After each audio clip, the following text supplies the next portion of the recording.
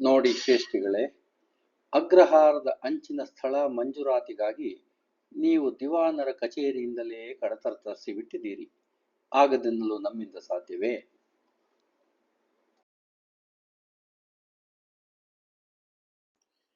ನಿಮ್ಮ ಸ್ಥಾನಮಾನವನ್ನು ಗಣಿಸಿ ದಿವಾನರೇ ಖುದ್ದು ಆಸಕ್ತಿ ತೋರಿಸಿದ್ದಾರೆ. ಆದರೂ ಪ್ರಭುತ್ವದ ಕೆಲಸ ಕ್ರಮಬದ್ಧವಾಗಿ ನಡೆಯಬೇಕು.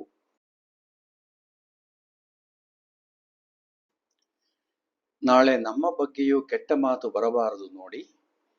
ಮೇಜೊಂದರ ಹಿಂದೆ ಕುಳಿತ ಶಿರಸ್ತೆದಾರರು ಎದುರಿಗೆ ಕುಳಿತ ಶ್ರೇಷ್ಠಿಗಳಿಗೆ ನಿವೇದಿಸಿಕೊಳ್ಳುತ್ತಾರೆ.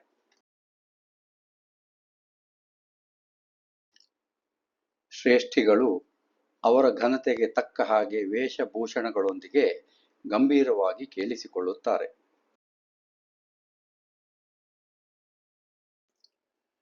ಜರಿ ಅಂಚಿನ ಕಚ್ಚೆ ಪಂಚೆ, ಉಣ್ಣೆಯ ಕೋಟು, ಅದೇ ಜರಿ ಅಂಚಿನ ಪೇಟ, ತೇಗದ ಮರದ ಕೆತ್ತನೆಯ ಕೋಲು ಹಿಡಿದ ಕೈನ 4 ಬೆರಳುಗಳಿಗೆ ಅಲಂಕರಿಸಿದ ವಿವಿಧ ಮಾದರಿಯ ಉಂಗುರುಗಳು.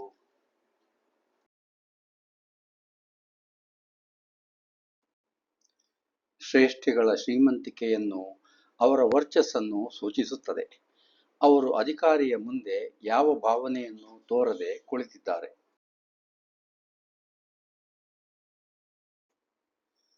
ಒಂದು ಆಧುನಿಕ ಅಕ್ಕಿ ಗಿರಣಿ ನಡೆಸಲು ಅಗ್ರಹಾರದ ಅಂಚಿನಲ್ಲಿ ಖಾಲಿ ಬಿದ್ದಿದ್ದ ಅದೇ ಜಾಗವು ಸೂಕ್ತ ಸ್ಥಳವೆಂದು ಅಲ್ಲಿ ಅಕ್ಕಿ ಗಿರಣಿ ಪ್ರಾರಂಭಿಸಲು ಸ್ಥಳ ಮಂಜೂರಾತಿಯ ಮುನ್ನವೇ ತೀರ್ಮಾನಿಸಿಬಿಟ್ಟಿರುತ್ತಾರೆ.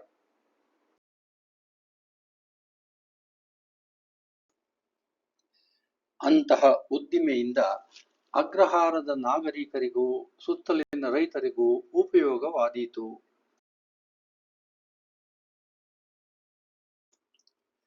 ಎಂದು ದಿವಾನರ ಬಳಿ ನಿವೇದಿಸಿ ಅವರ ಮನ ಒಲಿಸಿ ಅಲ್ಲಿಂದಲೇ ಕಡತ ಸೃಷ್ಟಿಸಿ ಅಧಿಕಾರಿಗಳಲ್ಲಿಗೆ ರವಾನಿಸಲು ವ್ಯವಸ್ಥೆ ಮಾಡಿ ಹಿಂದೆಯೇ ತಾವು ಬಂದಿರುತ್ತಾರೆ.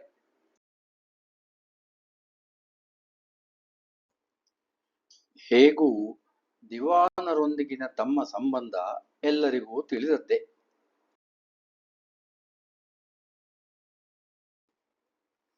ಶ್ರೀಮಂತ ಪ್ರಭಾವಿ ಶ್ರೇಷ್ಠಿಗಳಿಗೆ ಕಚೇರಿಗಳಲ್ಲಿ ನಡೆಯಬೇಕಾದ್ದು ಬರೀ ಔಪಚಾರಿಕ ವಿಚಾರ ಎಂಬ ತಾತ್ಸಾರ, ಹೇಗೂ ದಿವಾನರ ಪ್ರಭಾವವೇ ಸಾಕಲ್ಲವೇ ಎಂಬ ಧೋರಣೆ.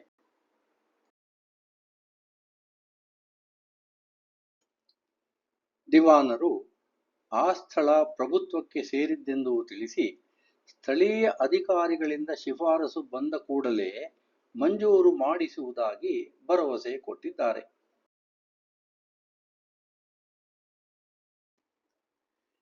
ಕ್ರಮಬದ್ಧವಾಗಿ ಏನು ಮಾಡಬೇಕೋ ಅದನ್ನು ಮಾಡುವುದು ಅಧಿಕಾರಿಗಳಿಗೆ ಸೇರಿದ್ದು ಅಲ್ಲವೇ?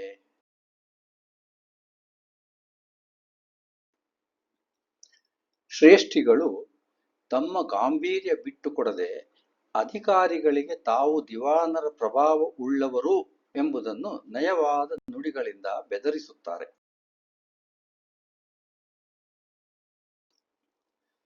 ಶಿರಸ್ತೆದಾರರು ಇಂತಹ ವಿಚಾರಗಳಲ್ಲಿ ಚೆನ್ನಾಗಿ ಪಳಗಿದವರು, ಯಾರಿಗೂ ಹೆದರುವವರಲ್ಲ, ಅಲ್ಲದೆ ಎದುರಾಡುವವರೂ ಅಲ್ಲ, ಬೆಣ್ಣೆಯಲ್ಲಿ ಕೂದಲು ತೆಗೆಯುವವರು.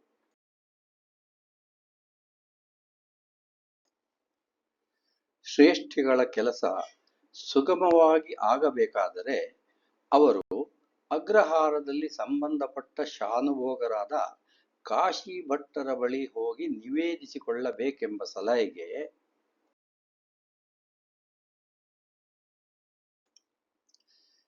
ಶಿರಸ್ತೆದಾರರ ಬಳಿಗೆ ಬಂದದ್ದೇ ತಮ್ಮ ಘನತೆಗೆ ಕಮ್ಮಿ ಎಂಬ ಅರ್ಥದಲ್ಲಿ ಮಾತನಾಡಿದ ಶ್ರೇಷ್ಠಿಗಳು ಟಿಪ್ಪಣಿಗಾಗಿ ಕಡತವನ್ನು ಶಾನುಭೋಗರ ಬಳಿಗೆ ಕಳುಹಿಸಿಕೊಡಬೇಕೆಂದು ಆಗ್ರಹಿಸುತ್ತಾರೆ.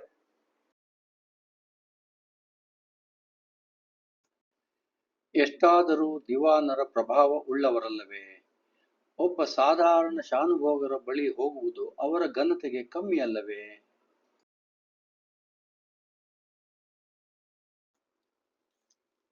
ಶಾನುಭೋಗರ ಬಗ್ಗೆ ಚೆನ್ನಾಗಿ ಅರಿತಿದ್ದ ಶಿರಸ್ತೆದಾರರು ಒಳಗೆ ನಕ್ಕು ಶ್ರೇಷ್ಠಿಗಳ ಆಗ್ರಹಕ್ಕೆ ಮಣಿದು ಕಡತವನ್ನು ಕಳುಹಿಸುವುದಾಗಿ ಸೂಚಿಸುತ್ತಾರೆ.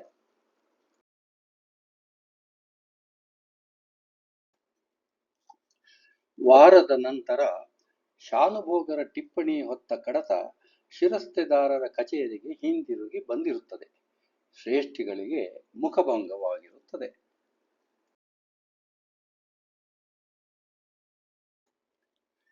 ದಂಡಿನ ಉಪಯೋಗಕ್ಕೆ ಸೂಕ್ತವಾದ ಸ್ಥಳ ಎಂದು ಶರ ಹಾಕಿ ಶಾನುಭೋಗ ಕಾಶಿ ಭಟ್ಟರು ಕಡತವನ್ನು ಹಿಂತಿರುಗಿಸಿರುತ್ತಾರೆ.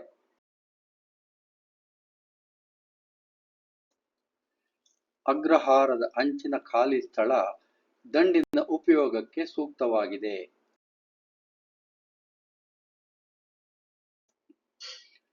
ಒಂದೇ ಸಾಲಿನ ಟಿಪ್ಪಣಿ ನೋಡಿ ಶ್ರೇಷ್ಠಿಗಳಿಗೆ ಸೋತ ಅನುಭವವಾಗಿ ಕೋಪದಿಂದ ಅವರ ಮೈ ನಡುಗುತ್ತದೆ.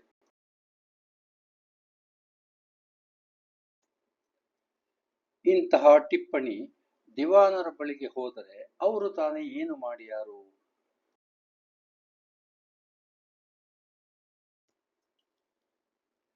ದಂಡಿನ ಉಪಯೋಗಕ್ಕೆ ಸೂಕ್ತವಾದ ಸ್ಥಳವನ್ನು ಖಾಸಗಿಯವರಿಗೆ ಮಂಜೂರು ಮಾಡಿಸಲು ದಿವಾನರಿಗೆ ತಾನೇ ಹೇಗೆ ಸಾಧ್ಯ? ಪ್ರಭುಗಳು ಒಪ್ಪಿಯಾರೆ?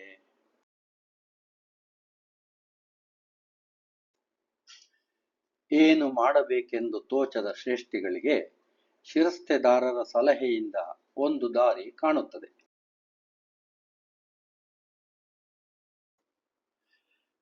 ಕಾರ್ಯವಾಸಿ ಕತ್ತೆ ಕಾಲು ಕಟ್ಟು ಎಂಬ ಲೋಕೋಕ್ತಿಯಂತೆ ಶಾನುಭೋಗರನ್ನೇ ಮೊರೆ ಹೋಗುವಂತೆ ಸೂಚಿಸುತ್ತಾರೆ.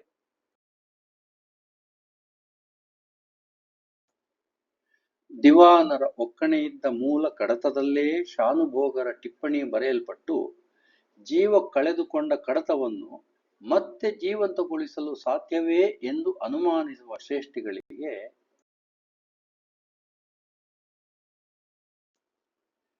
ಶಾನುಭೋಗರ ಬಳಿ ಸಂಜೀವಿನಿ ವಿದ್ಯೆಗಳಿವೆಯೆಂದು ಜೀವ ಕಳೆದುಕೊಂಡ ಕಡತಗಳಿಗೆ ಮರುಜೀವ ಕೊಡಲು ಅವರಿಗೆ ಸಾಧ್ಯವೆಂದು ಧೈರ್ಯ ತುಂಬಿ ಕಳುಹಿಸಿಕೊಡುತ್ತಾರೆ.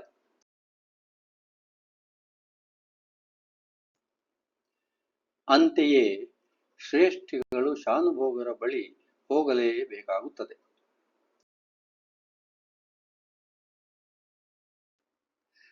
ಸತ್ತ ಕಡತಕ್ಕೆ ಮರುಜೀವ ಕೊಡುವ ಶಾನುಭೋಗ ಕಾಶಿ ಭಟ್ಟರ ಸಂಜೀವಿನಿ ವಿದ್ಯೆ ಶ್ರೇಷ್ಠಗಳಿಗೆ ಅಚ್ಚರಿಯನ್ನುಂಟು ಮಾಡುತ್ತದೆ.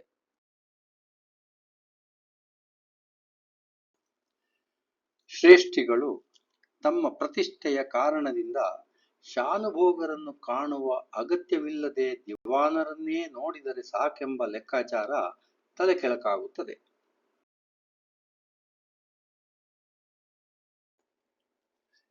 ಶಾನುಭೋಗರ ಮೊದಲ ಟಿಪ್ಪಣಿಯ ಸಾಲನ್ನೇ ಮುಂದುವರೆಸಿ ಬರೆದಿದ್ದು ಓದಿ ಶ್ರೇಷ್ಠಿಗಳು ಒಳಗೆ ನಗುತ್ತಾರೆ.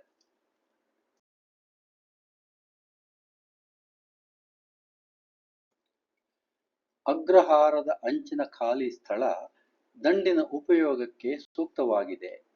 ಆದರೆ ಇದುವರೆಗೂ ಅದರ ಅಗತ್ಯ ಕಂಡುಬಂದಿರುವುದಿಲ್ಲ.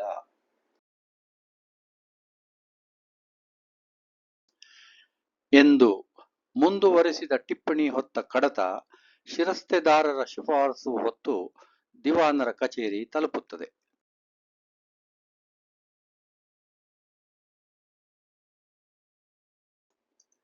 ಶ್ರೇಷ್ಠಿಗಳು ನಿಟ್ಟುಸಿರು ಬಿಡುತ್ತಾರೆ.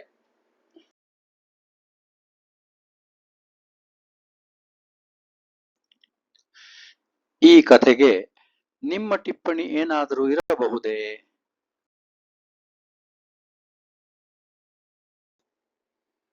ಧನ್ಯವಾದಗಳು.